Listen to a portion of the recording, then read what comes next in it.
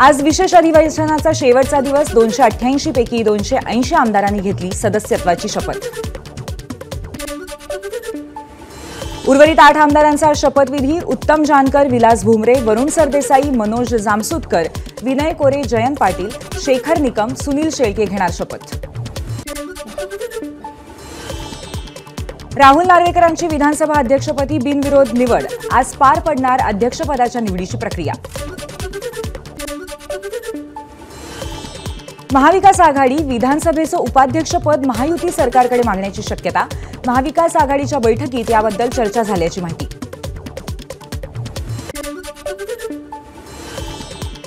उर्वरित आमदारांच्या शपथविधीनंतर आज 4 वाजता राज्यपालांच्या अभिभाषणाचं आयोजन। त्यानंतर हिवाळी अधिवेशनाचा कालावधी जाहीर होणार। विधिमंडळाच्या कामकाज सल्लागार समितीची आज बैठक पार पडणार। नागपुरात होणाऱ्या हिवाळी अधिवेशनासाठीचं नियोजन या बैठकीत करण्यात येईल। काल रात्री उशिरा मुख्यमंत्री फडणवीस आणि शिंदेंची वर्षावर बैठक। मंत्रिमंडळ आणि खाते वाटपावरती चर्चा झाल्याची माहिती। दिल्लीमध्ये राष्ट्रवादीची पार्लमेंटरी बोर्डाची बैठक होणार। बैठकीत दिल्ली विधानसभा निवडणुकीच्या अनुषंगाने चर्चा होण्याची शक्यता। अजित पवार आणि चंद्रबाबू नायडूंना मिळालेल्या क्लीन चिटवरती काँग्रेसचा आक्षेप। तामिळनाडूतल्या काँग्रेस खासदार मणिकन टागोर यांच्याकडून स्थगन प्रस्ताव। महाराष्ट्र एकीकरण समितीचा आज बेळगावामध्ये महामेळावा। कर्नाटक सरकारची मेळाव्यासह महाराष्ट्रातल्या नेत्यांवर बंदी, मात्र महामेळावा घेण्यावरती समिती ठाम। बेळगाव महाराष्ट्र एकीकरण समिती महामेळ्याच्या पार्श्वभूमीवरती धर्मवीर संभाजी चौकात मोठा पोलीस बंदोबस्त। सकाळपासूनच पोलिसांच्या मोठा फौजफाटा तैनात। महाराष्ट्र एकीकरण समिती महामेळावा घेण्याची शक्यता असलेल्या 5 ठिकाणी बेळगाव शहर पोलीस आयुक्तांकडून जमावबंदीचा आदेश, मात्र महामेळावा घेण्यावर महाराष्ट्र एकीकरण समिती ठाम। जतमध्ये छत्रपती शिवाजी महाराज अफजलखानाचं कोथळा बाहेर काढतानाचं पोस्टर पोलिसांनी फाडल्याचा आरोप। आमदार पडळकरांकडून पोलिसांवरती कारवाईची मागणी। 100 कोटींच्या मालेगाव मनी लॉन्ड्रिंगचा मास्टरमाइंड गुजरातचा महमूद भगड देशाबाहेर पळाला। ईडीकडून लुकआउट नोटीस जारी। मनी लॉन्ड्रिंग प्रकरणी छडा लावण्यासाठी किरीट सोमय्या मालेगाव दौऱ्यावर। सोमय्या आज तक्रारदारांसोबत करणार भोजन पे चर्चा। सुषमा अंधारे आज स्वराती रुग्णालयाला भेट देणार। रुग्णालयात बनावट औषधांचं प्रकरण उघडकीस आल्यानंतर ही भेट। काँग्रेस प्रदेशाध्यक्ष नाना पटोले उद्या घेणार मार्कडवाडीतल्या ग्रामस्थांची भेट, तर भाजप आमदार गोपीचंद पडळकर आणि सदाभाऊ खोत सुद्धा असणार मार्कडवाडीच्या दौऱ्यावर। महाविकास आघाडीला ईव्हीएमवरती शंका असेल तर अमरावतीच्या खासदारांनी राजीनामा द्यावा। बडनेरातून निवडून आलेले रवी राणाही राजीनामा देतील। बॅलेटवर निवडणूक घ्यावी, नवनीत राणांचं महाविकास आघाडीला आव्हान। मी राजीनामा देण्यास तयार, पण आधी त्यांनी निवडणूक आयोगाकडून लेखी पत्र आणावं की निवडणूक ही बॅलेटवरती होणार आहे। अमरावतीच्या काँग्रेसचे खासदार बळवंत वानखेडे यांचं नवनीत राणांना प्रत्युत्तर। हिंगोलीमध्ये काँग्रेसच्या वतीने ईव्हीएम हटाव स्वाक्षरी मोहीम। 800 पेक्षा अधिक नागरिकांनी स्वाक्षऱ्या करत ईव्हीएमवरती आक्षेप नोंदवला। कोपर्डी दुर्घटनेतल्या पीडितेच्या बहिणीच्या लग्नाला फडणवीसांची उपस्थिती। फडणवीसांनी घेतली होती पीडितेच्या बहिणीच्या लग्नाची जबाबदारी।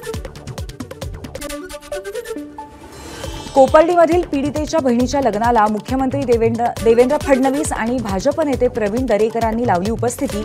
लग्नात प्रवीण दरेकरांकडून मंगलाष्टक गायन।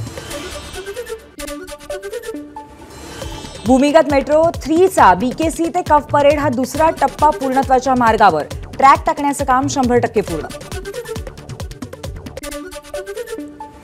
मीरा भाईंदरमध्ये मेट्रो 9 कार शेडसाठी 1406 झाडं तोडण्यात येणार। यापैकी 832 झाडं तोडली जातील आणि 574 TNTचं पुनर्रोपण केलं जाईल।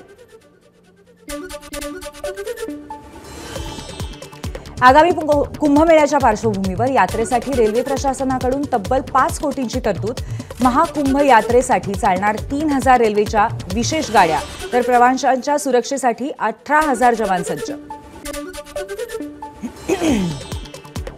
मुंबईत किमान तापमानामध्ये पुन्हा एकदा घट होऊन थंडी वाढणार. पारा 16 अंशापर्यंत घसरण्याचा हवामान विभागाचा अंदाज. नाशिकचा तापमानाचा पाराही पुन्हा घसरला. नाशिक शहराचा पारा 9.4 अंशावरती, तर निफाडमध्ये 6.7 अंश सेल्सिअसची नोंद. भंडाऱ्यामध्ये अवकाळी पावसाच्या सरी. या पावसामुळे मळणी केलेल्या धान पिकाला फटका बसण्याची शक्यता, तर गहू, चणा, उडीद, मूग, तूर या रब्बी पिकांना मात्र अवकाळीचा फायदा होणार. बुलढाण्याच्या कालखेड मनसगावमध्ये हरणाच्या कळपाकडनं हरभरा पिकाचं मोठ्या प्रमाणावरती नुकसान.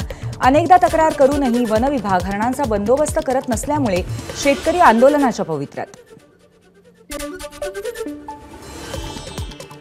बुलढाण्यातल्या आंबाबर्वा अभयारण्यामध्ये पर्यटकांची रेलचेल. अभयारण्यात अस्वलाने नुकत्याच जन्मलेल्या पिलांनी घडवली स्वैर. अस्वलाचा पिलांसोबतचा व्हिडिओ कॅमेऱ्यात कैद.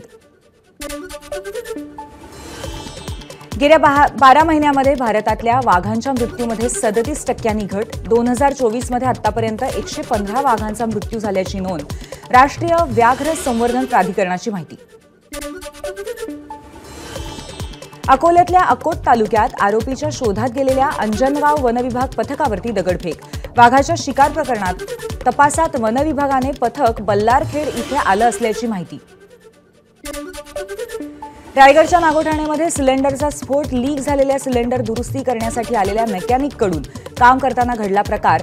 सिलेंडरच्या स्फोटात एकूण 3 जण जखमी. पालघरच्या बोईसर तारापूर औद्योगिक कार्यक्षेत्रातील विराज प्रोफाईल कंपनीला आग. आगीमागचं कारण अस्पष्ट, मात्र ही आग आटोक्यात आल्याची माहिती. पुण्यातल्या बावधन परिसरामध्ये एका खासगी फोटो स्टुडिओला आग. अग्निशमन विभागाला आगीवरती नियंत्रण मिळवण्यात यश. आगीचं कारण मात्र अस्पष्ट. 2023-24 कालावधीमध्ये महिला आयकर दात्यांची संख्या 25% वाढली. 2.29 कोटी महिलांकडून ITR दाखल. अधिकृत आकडेवारीतून माहिती समोर. भारतामध्ये आयफोन विक्रीचा रेकॉर्ड. एका वर्षात ॲपलने भारतामध्ये विकले $10 अब्ज आयफोन, तर सॅमसंग कंपनी दुसऱ्या स्थानावर. खगोलप्रेमींसाठी 12 आणि 13 डिसेंबरला पर्वणी. आकाशात पूर्व दिशेला जेमिनिड्सचा उल्का वर्षाव होताना दिसणार. दर तासाला निर्माण होणार किमान 120 उल्का. गुजरातमध्ये 1997ला कोठडीत छळ केल्याच्या प्रकरणातून माजी IPS अधिकारी संजीव भट यांची निर्दोष सुटका. पोलिसांच्या अपयशावरती बोट ठेवत पोरबंदर न्यायालयाने भट यांना केलं दोषमुक्त. दिल्लीतल्या 40 शाळांना पुन्हा एकदा बॉम्बस्फोटाची धमकी. पश्चिम बिहारच्या DPS RK पुरम आणि GD गोयंका शाळेत बॉम्ब ठेवल्याची धमकी. दिल्लीच्या सीमेवरती पुन्हा एकदा राडा. आंदोलक शेतकऱ्यांना शंभू सीमेवरच अडवलं. किमान हमीभाव आणि इतर मागण्यासंदर्भात पंजाब आणि हरियाणामधील शेतकऱ्यांनी दिला चलो दिल्लीचा नारा. उत्तराखंडमधल्या गंगोत्रीमध्ये बर्फवृष्टी. सर्वत्र बर्फाची चादर. गंगोत्री मंदिर हिवाळ्यात यात्रेकरूंसाठी बंद. जम्मू काश्मीरच्या गुलमर्गमध्ये बर्फवृष्टीमुळे टेकड्यांवरती बर्फाची चादर. बर्फवृष्टीचा आनंद लुटण्यासाठी पर्यटकांची गर्दी. तर जम्मू काश्मीरमधल्या बडगाममध्ये बर्फवृष्टीमुळे नागरिकांच्या अडचणी वाढल्या. बर्फामुळे वाहनं घसरण्याच्या घटनांमध्ये वाढ. हिमाचल प्रदेशातल्या रोहतांगमध्ये बर्फवृष्टीमुळे वाहन चालक अडचणीत. बर्फावरून वाहनांचं टायर घसरत असल्यामुळे वाहनधारकांचीच कसरत. हिमाचल प्रदेशातल्या लाहोल स्पिती इथे बर्फवृष्टीमुळे लोकांच्या अडचणी वाढल्या. रस्त्यावरती बर्फामुळे वाहनं घसरली. अनेक वाहनांना खड्ड्यात पडण्यापासून वाचवलं.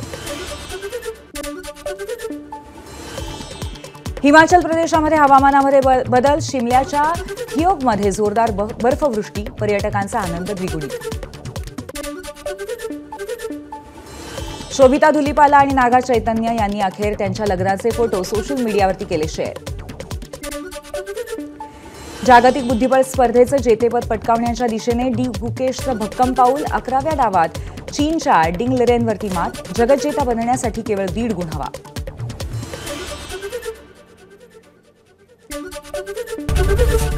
एबीपी माझा, उघडा डोळे बघा नीट.